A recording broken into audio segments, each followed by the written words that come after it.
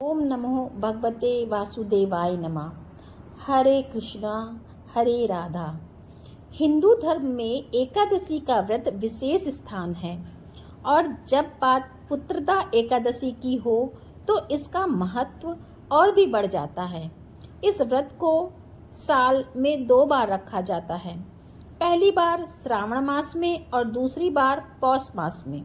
श्रावण मास में पड़ने वाली पुत्रदा एकादशी का व्रत इस बार अगस्त के महीने में रखा जाएगा, जबकि पौष मास की पुत्रदा एकादशी का व्रत इस बार 31 दिसंबर दिन बुधवार को रखा जाएगा। पुत्रदा एकादशी जो कि पौष मास में भी पड़ती है, दिसंबर या जनवरी में आती है, और श्रावण मास की पुत्रदा एकादशी को पवित्रोपन्ना एकादशी भी कहा जाता है। इस दिन विशेष रूप से भगवान विष्णु की पूजा का विधान है। साथ ही इस एकादशी पर भगवान शिव की आराधना, तुलसी माता की पूजा और भगवान श्री कृष्ण की भी पूजा करनी चाहिए। जो श्रद्धालु इस दिन पूरी श्रद्धा के साथ नियम पूर्वक व्रत रखते हैं, दशमी से लेकर द्वादशी तक नियमों का पालन करते हैं, अगर उन्हें संतान सुख की कामना है तो उन्हें संतान सुख की प्राप्ति होती है। पारिवारिक जीवन में खुशियां चाहते हो या जीवन के कष्टों से मुक्ति पाना चाहते हो तो उनकी कामना की पूर्ति होती है, और यह व्रत विशेष रूप से उन दंपतियों के लिए अत्यंत फलदायी माना जाता है जो कि संतान प्राप्ति की कामना रखते हैं। शास्त्रों में वर्णन मिलता है कि ना करोति विधानेन पवित्रोपणम तु यह तस्य सावस्त्री पूजा निष्फलाम मुनि सत्तम। अर्थात हे मुनि श्रेष्ठ, जो मनुष्य विधान पूर्वक श्री प्रभु को अर्थात पवित्र नहीं धराता है तो उसकी वार्षिकी सेवा निष्फल हो जाती है। पवित्र उत्पन्ना एकादशी के दिन श्री कृष्ण बलराम मंदिर में विशेष श्रद्धा के साथ पूजा पाठ की जाती है।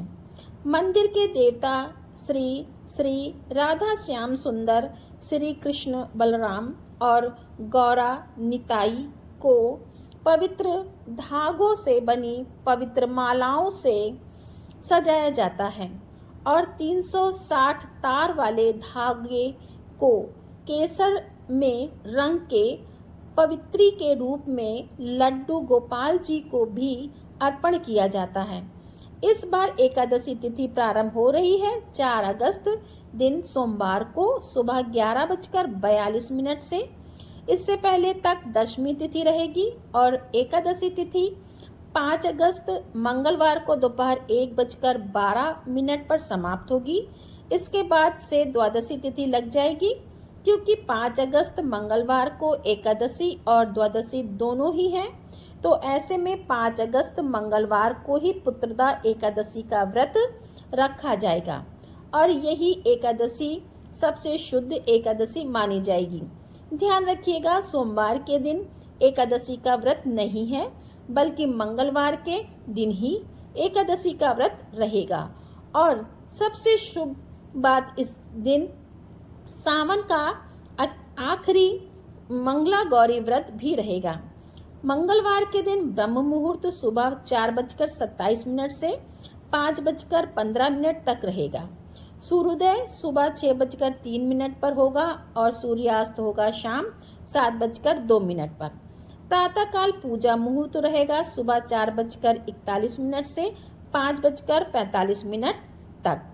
शाम की पूजा आप कर सकते हैं शाम 7:09 से 8:13 के बीच में, और इस दिन इंद्र योग भी बन रहा है, लेकिन इंद्र योग सुबह 7:25 तक रहेगा। अब बात करते हैं द्वादशी तिथि की, तो 5 अगस्त मंगलवार को दोपहर 1:13 से द्वादशी तिथि प्रारंभ हो जाएगी और इसी के साथ प्रारंभ हो जाएगा हरिवासर का समय।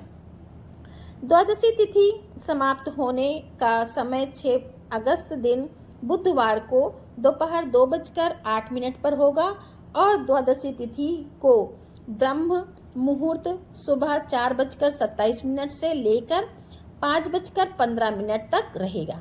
सूर्योदय सुबह 6:03 पर और सूर्यास्त होगा शाम 7:01 पर।